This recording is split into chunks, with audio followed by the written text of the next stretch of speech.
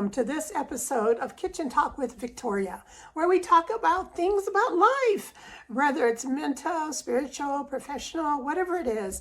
There's a lot going on in the world today, and I know as a child, I grew up having my grandmother that I could talk to that would share her wisdom with me, which is why I created Kitchen Talk with Victoria. Nothing fancy here. I am holding my phone right now because I don't have my stand, but something was put on my heart and I took some notes and I wanted to share it with you. And I want to talk to you about reading your mind, cultivating positive thoughts. There is so much chatter out there in the world today, and it makes us feel uneasy. It just makes, if we're feeling bad, it makes us feel even worse. And there seems to be no one helping us. Everyone says, oh, smile. People say, oh, you should feel better. Or they'll say, even worse, I'll pray for you. How many times have you heard that? When you're just hurting inside and these thoughts, they're just coming constantly and you can't seem to figure out how to make them go away. Well, here's the thing here. You can't make your thoughts go away. But what you can do is start feeding yourself with things that are more positive. And when you feed yourself more positivity, your thoughts will begin to change. And then when thoughts do come in, how are you going to handle them? Because that makes a difference too. So let's talk about this a moment. By the way, make sure you subscribe, make sure you follow, make sure you hang in there with me to the end, because these are suggestions that I promise if you put into place, it's going to change your life. Okay, here we go. Number one, we have to identify what those thoughts are. What is it that we're thinking? Are we thinking I'm not good enough? Are we thinking I don't have the confidence? Are we thinking, oh my gosh, I wish I was like her. I wish I was like him. What are we thinking? So these negative thoughts, they're like weeds. They're very invasive and they sneak up on you and they grow and they grow and they will choke out what's positive. And so what we have to do is we have to identify these weeds. We got to find them. Where are they coming from? Then we have to think about what's a negative thought? Because sometimes we get so used to thinking and feeling how we're thinking and feeling, we don't really pay attention. So it could be self-doubt. It could be fear. It could be pessimism. All these are kind of those negative thoughts. Oh, that works for you. I own a business, so I'm always giving people suggestions to do things to improve their lives. And they say things to me, yeah, but you have a team. Yeah, but you have a following. Yeah, but you know what? I didn't start out with a team. I didn't start out with a following. I didn't start out with any of that. But what I did start out with knowing is that I needed to get some help so that I can stop thinking the negative thoughts that I was thinking. And so self-awareness is really, really important. And identifying those mental weeds. Also, how does this impact your life? How do these negative thoughts impact your life? Do people not want to be around you because they think you're always negative? Do you have depression because your thoughts are so negative you can't get out of the bed and you don't want to feel like you're doing anything? And you might think you're being lazy, or people might even say that to you. But really, depression is real and it can make you not want to do anything. So it's really important to look around. How's it affecting your children? Again, these are from the heart talks. So I may cough, things that happen. I'm holding my phone today. How do they affect your relationships? How do negative thoughts affect the decisions that you make every single day? I know for me, I used to always not like my body. I had really poor body image. And so my thoughts would be, oh, nobody's going to want you. My thoughts would be, you're never going to get the weight off. And really the reason I gained the weight was because I felt so badly about myself. My thoughts were, nothing's ever going to change in your life. And I had to realize that those thoughts were true because nothing was going to change in my life until I did. I had to start a health journey. I had to start looking into the mirror and saying, I love me.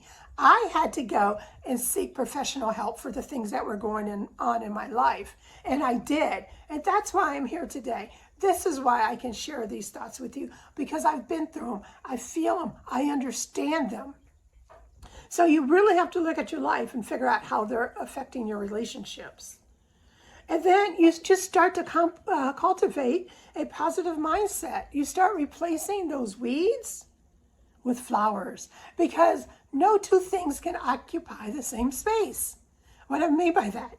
If you jump into water, that water has to move out of the way. You create a splash, right? Same thing with your thoughts. You can't have two thoughts at the same time. My voice is always going. I just have to deal with it. It is allergies. Just stick with me, please. So what you want to do is you can reframe them. For a thought that says I'm not good enough, ask the question, why aren't I good enough? I'm smart. I'm nice to people. I want to do the right thing by people. So you're going to reframe that thought. You're going to think of a different thought. Or one thing that I used to do that helped me was, if I had a negative thought, I would think, what is the opposite thought? So those are great ways to reframe. Another thing you can do is positive self-talk. Remember I told you I had to go into the mirror and say, I love me? I had to learn that I was okay how I was. And the only way I could learn that was to tell myself that I was okay. And when somebody gave me a compliment, I had to accept it. I had to say thank you and stop deflecting, stop making excuses. You know what I mean.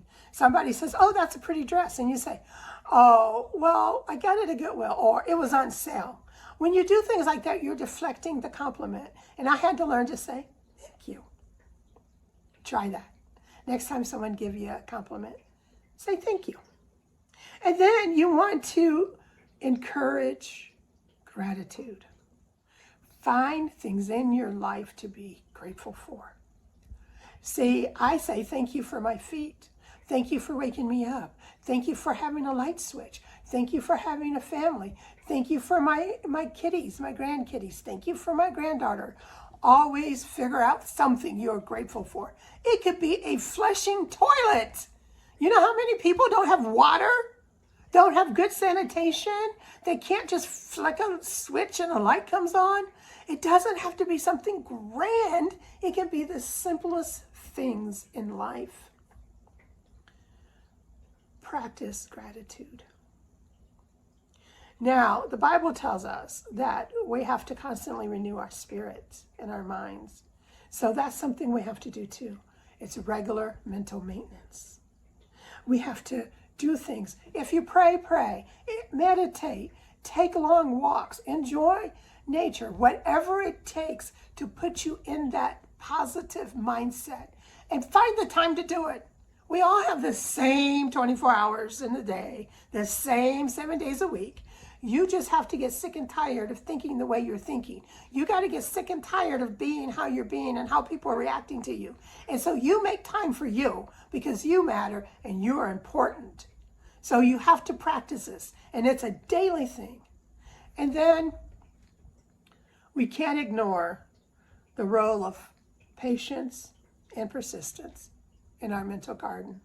See, you didn't wake up one day and decide that you were thinking negatively. You didn't wake up one day and feel the way that you felt. It had been building. It had been a comment by this person. It had been what you perceived as a failure. No failures, only lessons. It could have been maybe someone said something to you that really hurt your feelings and you carried it. It could have been a breakup, right? It could have been a death. These things don't happen overnight, even though we think they do. So you have to understand that you have to be patient with yourself. I gained 100 pounds. I didn't gain those 100 pounds overnight. No, it took me time to gain that weight, and it's going to take me time to lose it. So I know I have to be patient with myself. I have to be persistent in my pursuit to be better. And I want you to do the same thing. So I'm going to just recap this. We're talking about reading your mind. Don't forget to follow and subscribe. I'm holding my phone. It's kind of crazy. Just accept me for as I am, who I am, just like I accept you, okay? So we have to identify these weeds, right? We have to recognize them. We'll reframe them. We'll start putting positivity in our lives. We have to cultivate. Cultivate positive mindset. We have to replace those weeds with flowers. We have to identify the negative thoughts impact in our lives. Is it affecting our relationship with our children, with our loved ones, with our job, coworkers? Mental maintenance. This is not an overnight success. We have to practice it. We have to work on it. We have to renew our minds and our spirits each and every day. And then be patient. Show yourself some grace. Show yourself some love. I'm Victoria Finch. Thank you for being in this episode of Kitchen Talk with Victoria. And I just want you to know that I see you. You are beautiful. You are enough. Make sure you come back again.